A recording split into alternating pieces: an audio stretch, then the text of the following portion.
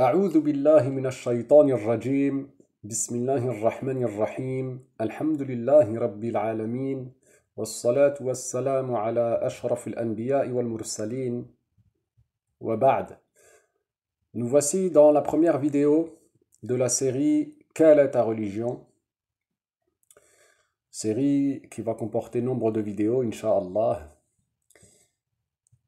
Alors, voici pour la première vidéo, je voudrais revenir sur la fatwa qui a été émise par le Cheikh Abdullah rahimahullah. Je vous ai fourni dans la série des paroles des Cheikh quant à la question quelle est ta religion, et le premier que je vous ai fourni c'est la fatwa du Cheikh Abdullah rahimahullah. Il avait fourni une fatwa expliquant que ce n'est pas comme ils le disent les Ahbash, que c'est pas du kufr, que ce n'est pas de la mécréance. Malgré cela, les Ahbash se sont entêtés et nous ont raconté 50 trucs pour éviter de dire la vérité, à savoir que le Cheikh Abdullah a bien dit que ce n'est pas de la mécréance. Tantôt il nous disait que c'est un lapsus, tantôt qu'il n'aurait pas compris, tantôt qu'il était vieux, tantôt qu'il était fatigué, tantôt qu'il recevait des questions même aux toilettes, et etc. Voici ce qui a été demandé et ce qui a été répondu. Le frère Jamil Ali Hassan a demandé si un individu s'adresse à un mécréant en sachant qu'il est mécréant et lui demande est-ce cela ta religion, en voulant par cela savoir quel genre de mécréance il a afin de lui répliquer. Est-ce qu'il mécroit par cette question? Le Cheikh Abdullah rahimahullah a dit en raison de la question, il ne mécroit pas. Jamil Ali Hassan a dit en posant une question sur la réponse et quel est le jugement de celui qui le déclare mécréant? Le Cheikh Abdullah rahimahullah a dit ceci est une erreur, il doit se repentir et s'excuser auprès de cet individu. Il lui dit excuse-moi. Alors, nous allons à présent nous pencher sur la problématique de la sémantique sur cette question et cette réponse. Qu'est-ce que la sémantique déjà? Il s'agit de l'étude du sens des unités linguistiques et de leur combinaison, c'est-à-dire les liens des mots avec les mots en termes de signification et le lien et la signification des mots eux-mêmes. Bon. Alors on va regarder un petit peu qu'est-ce que ça nous donne de côté applicatif concernant les questions et les réponses. Et nous allons voir comment nous avons nous-mêmes appris en CP et en CE1 comment faire pour répondre à une question.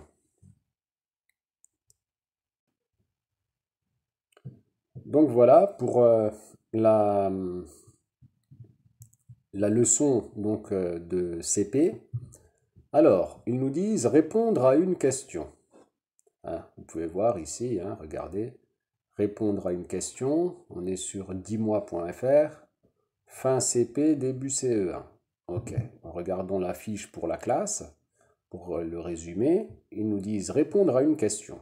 Je lis la question, je cherche les informations qui me permettent de répondre à la question, je surligne ces informations.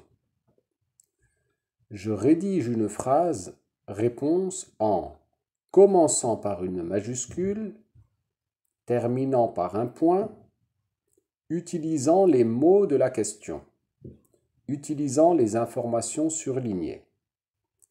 Et nous, ce qui nous intéresse particulièrement dans cette leçon de CP, c'est qu'on rédige une phrase réponse en utilisant les mots de la question.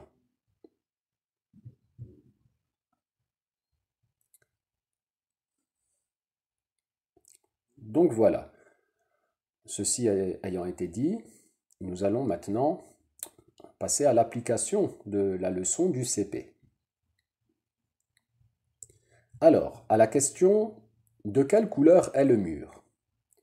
Nous avons vu qu'il faut utiliser les termes de la question en réponse pour produire une réponse que l'on qualifiera de réponse complète. Donc, la réponse complète est le mur est de couleur blanche. Vous voyez, dans la question, il y a le terme couleur est repris. Il y a le verbe être, il est là. Le mur, il est ici. Ensuite, là, de quel, c'est l'interrogatif. À quoi il y a la réponse qui est apportée. Mais une réponse suffisante aurait été de dire blanc. Il n'est pas faux de répondre à la question de quelle couleur est le mur, de dire tout simplement blanc. Sous-entendu, le mur est blanc. Prenons un autre exemple. À la question comment est la voiture? Une réponse complète est de dire la voiture est grande. La voiture, le terme la voiture est là et il est ici. Là, le verbe être est ici. Comment, c'est l'interrogatif, ce à quoi il y a l'apport de la réponse.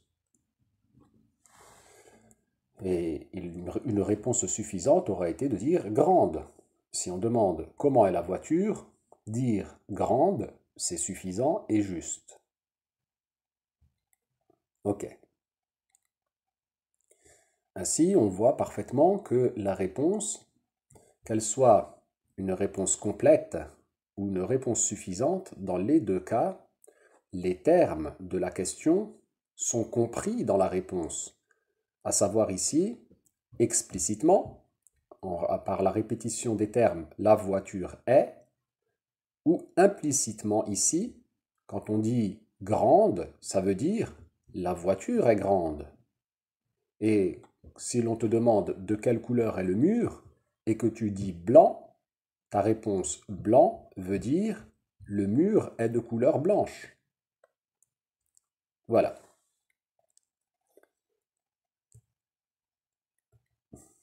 Voici ce que dit un savant que vous pouvez retrouver dans le livre que je vous ai traduit du Cheikh al-Munawi concernant la question quelle est ta religion. Alors, qu'est-ce qu'on a dans Dalil al-Falihin, les Tarf Riyad al-Salihin, on a Hussein lui dit dans Ash-Shifa, nous lui dîmes ce qui est plausible en raison de leur rapport avec lui, aussi plausible que cela provienne bien de Hussein en leur attribuant cette version, puisque cela est en accord avec ce qu'ils voulurent dire. Et quant aux gens de sa demeure au Zaïd, n'est-ce pas? Ici, c'est une question de confirmation. Ce qui est en vue de porter l'interlocuteur à confirmer ce qui est en son sein, soit en confirmation de ce qui est impliqué par notre parole, n'est-ce pas? Que ses épouses font partie des gens de sa demeure? Il dit, ses épouses font partie des gens de sa demeure, reprenant par sa réponse l'intégralité du contenu de la question afin d'apporter une concordance parfaitement claire entre la question et la réponse. En effet, les meilleures réponses sont celles qui comportent les termes de la question, comme l'a mentionné Al-Baydawi dans son tafsir. Voilà, donc ici, vous voyez bien, en faisant une parenthèse rapide, pour Walid et l'imposteur anonyme qui nous racontait n'importe quoi sur la question de confirmation, vous avez ici l'explication de ce que c'est, à savoir une question de confirmation, c'est ce qui est en vue de porter l'interlocuteur à confirmer ce qui est en son sein, c'est-à-dire dans le sein de la question, n'est-ce pas? Yani ici que ses épouses font partie des gens de sa demeure. Et donc la question de confirmation pousse l'interlocuteur, l'autre personne, à répondre par une confirmation, en confirmant ce qui est compris dans la question, à savoir ici que les épouses font partie des gens de sa demeure, ce à quoi la personne confirme ici en disant ses épouses font partie des gens de sa demeure avec une réponse complète, reprenant intégralement le contenu de la question, c'est-à-dire les termes de la question.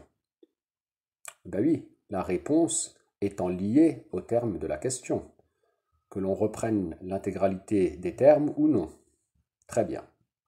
Donc on voit que les savants ils expliquent la même chose, pas de problème.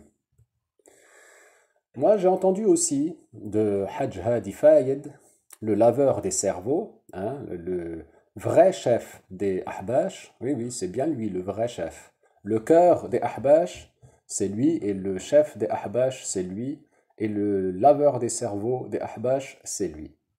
Donc lui, en 2011, au camping, il avait donné un cours dont le thème était quel est le cheminement pour confirmer à quelqu'un l'entrée en existence du monde.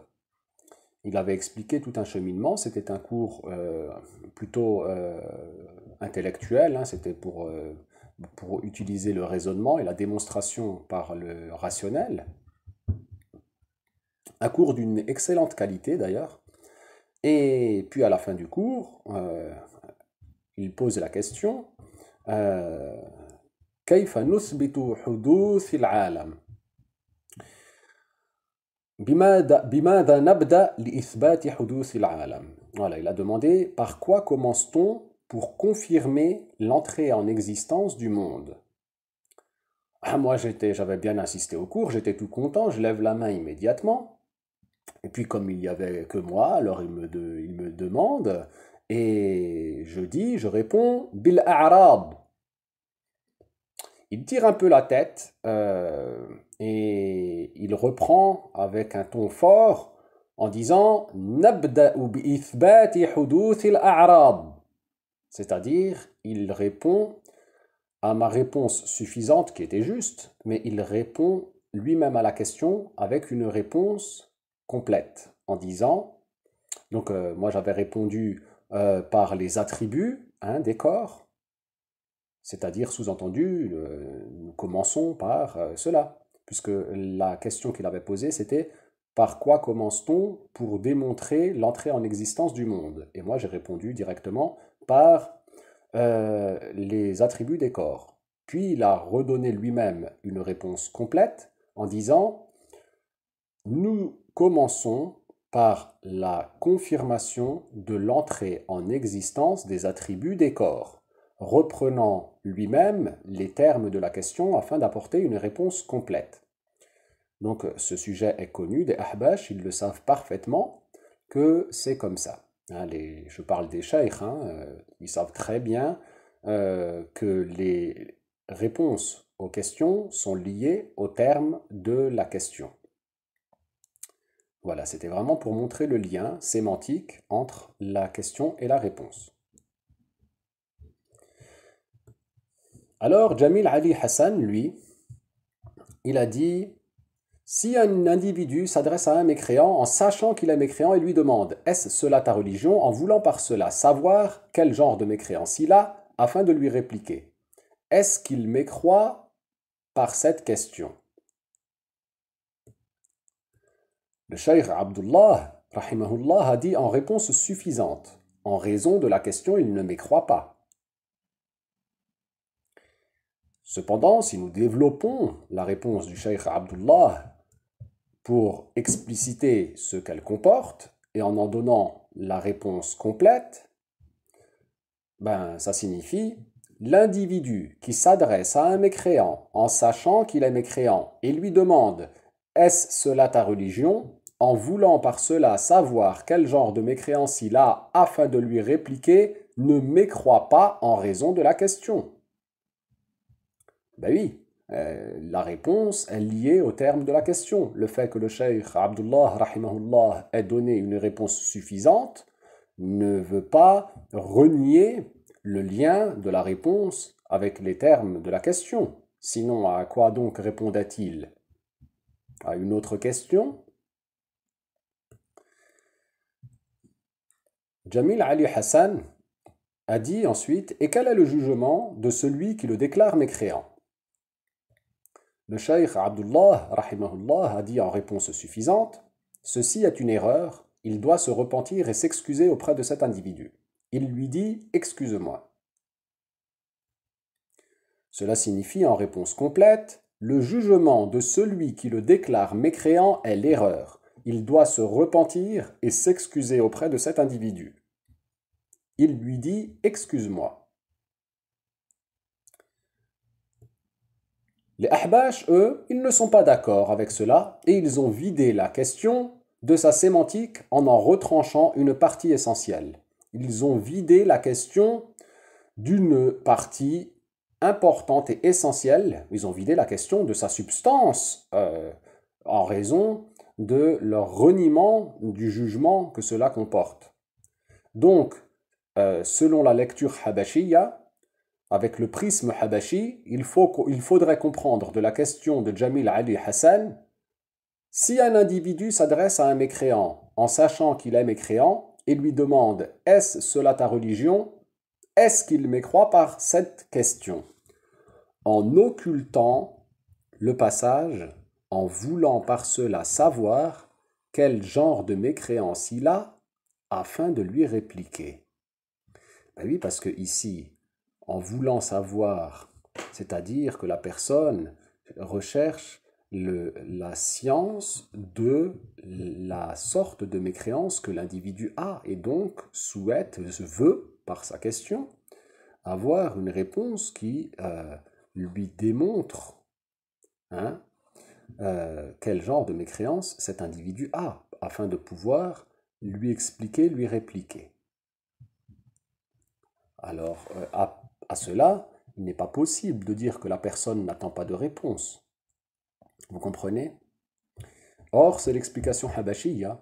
Les habash, ils te disent non, mais s'il n'attend pas de réponse, selon leurs explications, quand ils disent s'il n'attend pas en réponse du kufr, puisque pour eux, c'est de la mécréance, dans leur fatwa takfiriyya, si le chrétien dit je suis chrétien, même si ce n'est que pour informer, alors afin de soutenir leur innovation et leur takfirisme, ils n'ont pas pu reconnaître cette fatwa en tant que telle. Alors Mustapha demande, si nous questionnions le cheikh Abdullah, rahimahullah, de quelle couleur est le mur? Serait-il normal qu'il réponde « J'aime les cacahuètes » Est-ce qu'il serait normal qu'il réponde « J'aime les cacahuètes » en affirmation, sans point d'interrogation, à la question « De quelle couleur est le mur ?» Alors, si vous répondez non, mais pourquoi alors voudriez-vous que l'on vous croie quand vous prétendez qu'il n'a pas répondu à la question selon les significations que portent les termes de la question, sémantiquement parlant? Ben oui, c'est-à-dire, pourquoi vous n'accepteriez pas qu'il ait dit j'aime les cacahuètes à la question de quelle couleur est le mur? Parce qu'il n'y a pas concordance. C'est à côté de la plaque entre la question et la réponse. Eh bien, c'est la même chose pour l'autre question. Pourquoi voudriez-vous que l'on n'admette pas le lien de la question à la réponse, alors que la question qui lui a été posée comporte des termes et ces termes ont des significations? Et vous voulez vider cette partie, la signification que comporte la partie que je vous ai montré tout à l'heure comme étant barrée dans la vision habashiyya, avec le prisme habashi. Et donc, vous avez transformé le cheikh Abdullah en un imbécile, incapable de comprendre une question pour ce qu'elle est. Ben oui. Jamil Ali Hassan, il lui pose une question et vous nous dites, il a répondu, mais pas à ça, pas à la question, à autre chose. Le cheikh Abdullah, rahimahullah, leur a pourtant dit quoi faire? Se repentir. Ils refusent et s'entêtent. Suivent-ils vraiment le cheikh Abdullah ou suivent-ils plutôt leur passion? En tous les cas, ce n'est pas l'islam qu'ils suivent sur cette question, mais le takfirisme. Oui, le takfirisme habashi, précisément.